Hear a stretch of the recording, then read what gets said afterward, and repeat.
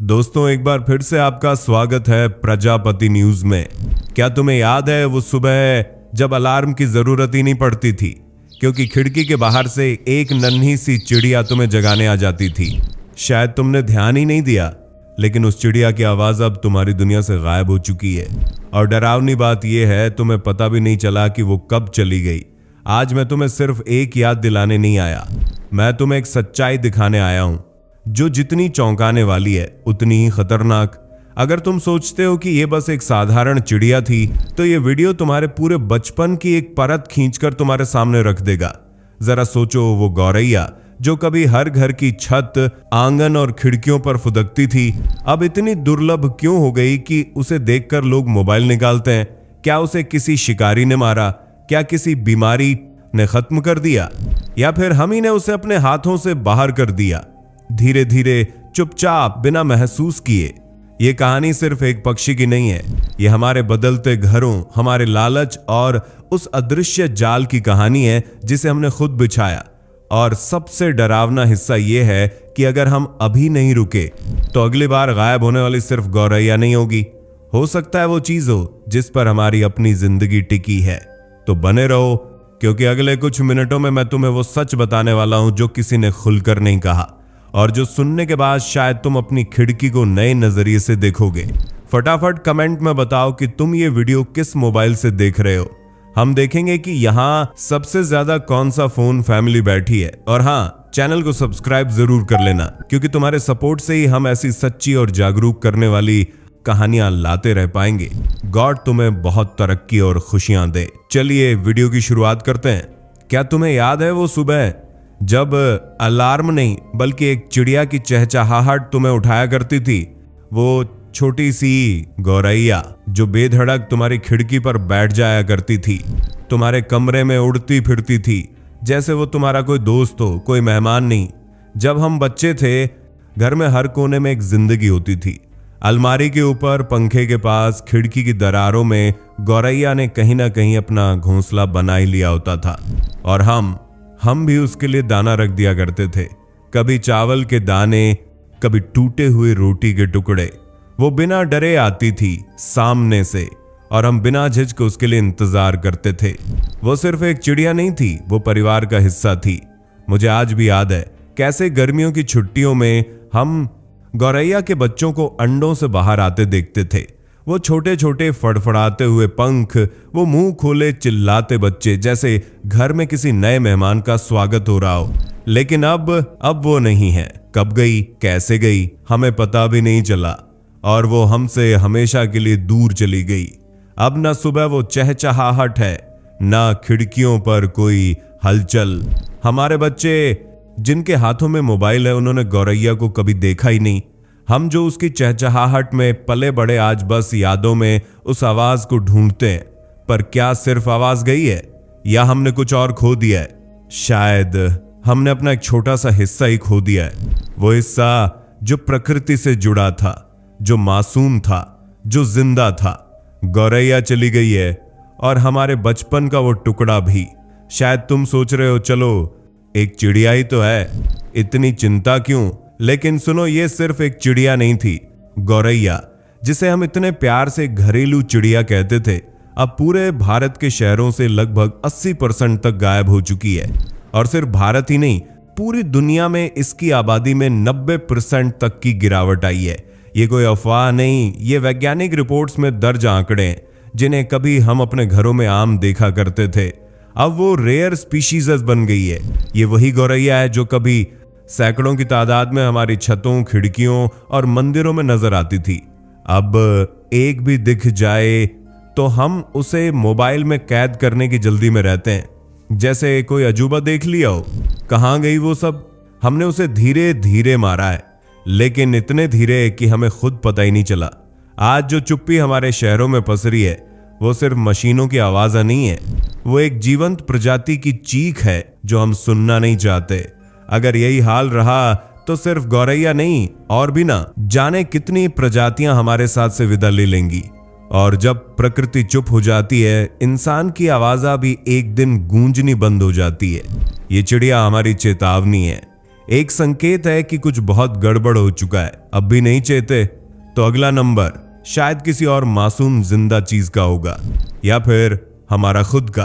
तो सवाल सिर्फ इतना नहीं है कि गौरैया कहां गई, सवाल यह है कि हमने उसे जाने क्यों दिया। अब जब यह साफ हो गया कि गौरैया हमारी जिंदगी से लगभग गायब हो चुकी है तो सवाल उठता है, कसूरवार कौन है? क्या किसी शिकारी ने मारा? क्या कोई महामारी आई? नहीं, गौरैया को किसी और ने नहीं, हमने मारा है।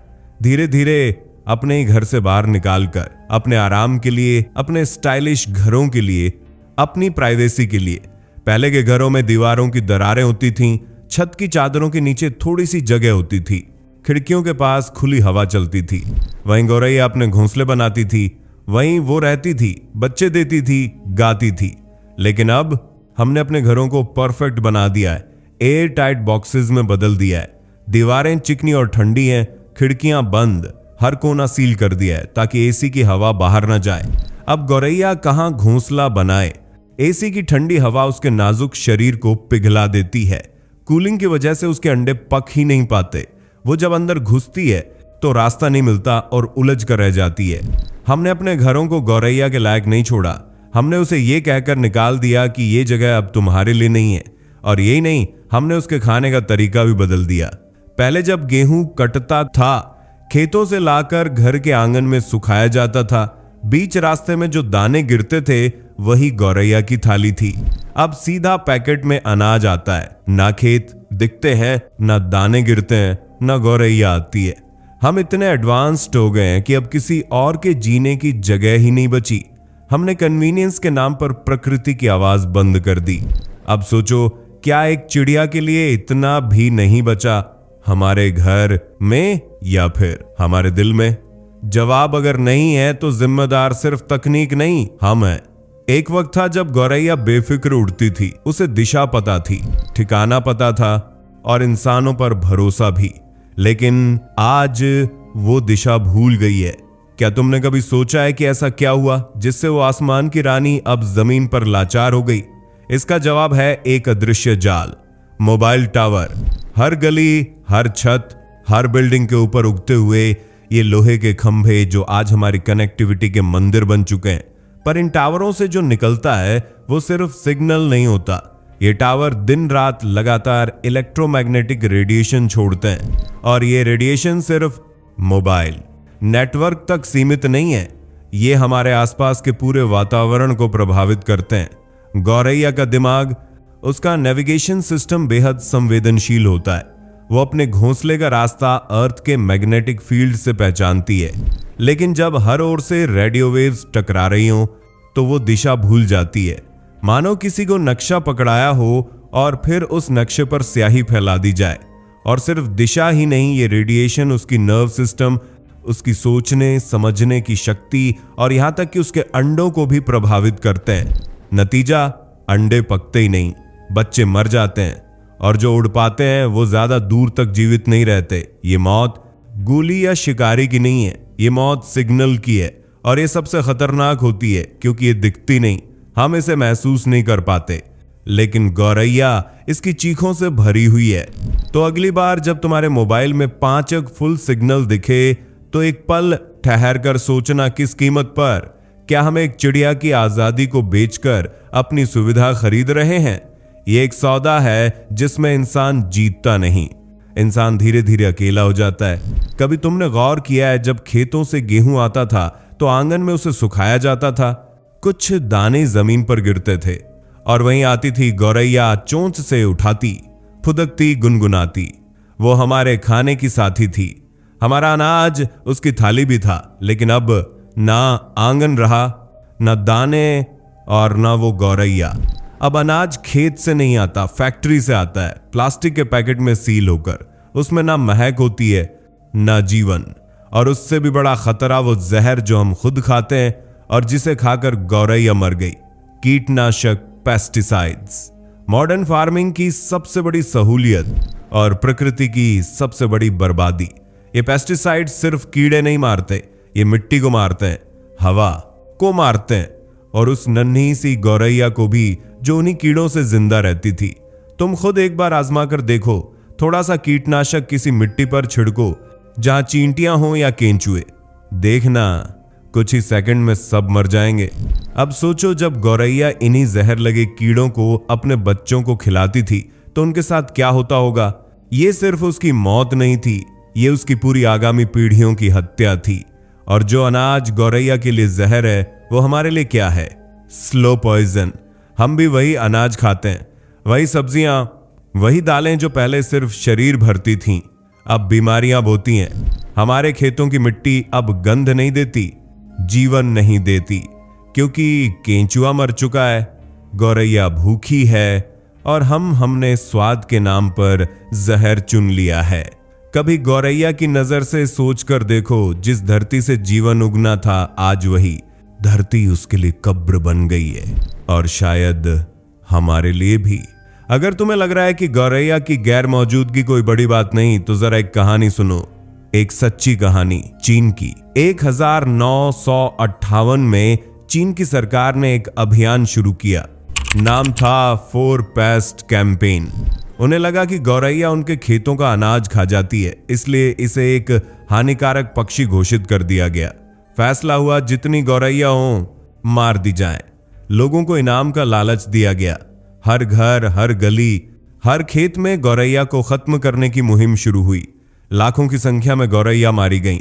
कुछ ही महीनों में गौरैया लगभग गायब हो गई और फिर शुरू हुआ प्राकृतिक संतुलन का टूटना। गौरैया नहीं रही तो उन कीड़ों की आबादी बढ़ने लगी जो पहले गौरैया खा जाती थी।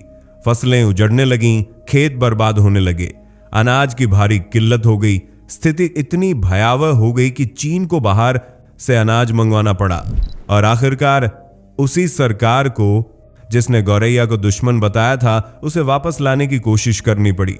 सोचो, जिस पक्षी को उन्होंने बेकार समझा वही उनके भोजन सुरक्षा की रीढ़ थी। ये सिर्फ चीन की गलती नहीं थी, ये एक सबक है हमारे लिए। आज अगर हम भी उसी रास्ते पर चल रहे हैं तो कल हमें भी अनाज खरीदना पड़ेगा, प्रकृति से नहीं, किसी और से। क्योंकि अगर गौरैया गई तो फसलें नहीं बचेंगी, और जब फसलें नहीं बचेंगी तो हम क्या खाएंगे। ये कहानी सिर्फ दुहक की नहीं है, क्योंकि अब भी समय है। जहां हमने बहुत कुछ खोया है वहीं बहुत कुछ बचाया भी जा सकता है, बस एक छोटा सा कदम लेकर। क्या तुमने कभी तुर्की की परंपरा सुनी है? वहां जब कोई नया घर बनता है तो लोग एक और चीज बनाते हैं, एक छोटा सा घर गौरैया के लिए, बिल्कुल दीवार में, बालकनी के पास या किसी खंभे पर। और माना जाता है कि अगर उस घोंसले में चिड़िया रहने लगे तो भगवान खुद उस घर में प्रवेश करते हैं। कितनी सुंदर सोच है ना। हमारे यहां भी तो कभी ये संस्कृति थी, जब नया बच्चा जन्म लेता था तो आम, अमरूद या नीम का पेड़ लगाया जाता था। वो पेड़ सिर्फ फल नहीं देता था, गौरैया को घर देता था। अब हम क्या लगाते हैं? डिजाइनर पौधे, बिना पत्तों, बिना छांव के। क्या तुम नहीं चाहोगे कि तुम्हारे बच्चे वो देख सकें जो तुमने देखा? गौरैया को रोटी चुराते, उसके बच्चों को उड़ना सीखते। तो चलो अब कुछ करते हैं। पहला कदम, अपने घर के बाहर एक छोटा सा घोंसला लगाओ, छत के कोने में, बालकनी के पास, किसी खिड़की की छाया में। जगह ज्यादा नहीं चाहिए, बस इच्छा चाहिए। दूसरा कदम, बच्चों को गौरैया के बारे में बताओ। उन्हें दिखाओ कि ये चिड़िया सिर्फ एक पक्षी नहीं, एक पूरी कहानी है हमारी संस्कृति की, हमारी मिट्टी की। तीसरा कदम, थोड़ा सा अनाज रोज बाहर रखो, चावल, बाजरा या रोटी का टुकड़ा, सिर्फ गौरैया के लिए नहीं, अपनी आत्मा के लिए। और अगर तुम सच में बदलाव लाना चाहते हो तो आज ही कमेंट में लिखो, मैं गौरैया के लिए घर बनाऊंगा। क्योंकि जब तुम ऐसा करोगे तो तुम सिर्फ एक चिड़िया नहीं बचा रहे हो, तुम अपने बचपन, अपनी संस्कृति और अपनी आने वाली पीढ़ी को जिंदा रख रहे हो। और शायद एक दिन तुम्हारा बच्चा भी तुम्हारे पास आए और पूछे, पापा, मम्मी, ये जो चिड़िया मेरे कमरे की खिड़की पे बैठती है, इसका नाम क्या है? और उस दिन तुम गर्व से कहोगे, ये गौरैया है, हमारी गौरैया। और हाँ, हम फिर मिलेंगे एक नई वीडियो के साथ। तब तक के लिए जय हिंद, जय भारत। दोस्तों, आपकी स्क्रीन पे 2 और वीडियोस दिख रही हैं, जिसे देखने के लिए आप इस स्क्रीन पर क्लिक करें। दोनों देखिएगा, बहुत अच्छी वीडियो बनी है।